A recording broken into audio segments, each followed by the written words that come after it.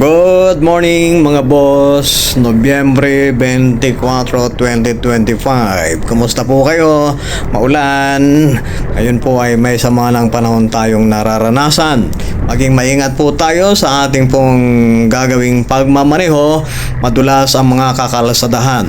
Ayon po sa ulat ng Pag-asa ay pumasok na sa Philippine Area of Responsibility nitong linggo ng umaga ang isang low pressure area na namataan sa silangan ng Mindanao.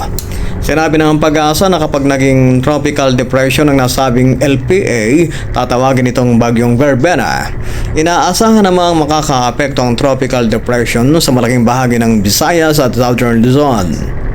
Posibleng tawirin ang masamang lagay ng panahon ng hilagang bahagi ng Mindanao, Eastern Visayas, Western Visayas at Palawan at magdulot ng matinding mga pag-ulan. Si Verbena ay ika-22 bagyo na pumasok sa bansa ngayong Nobyembre kasunod ni Tino at Juan.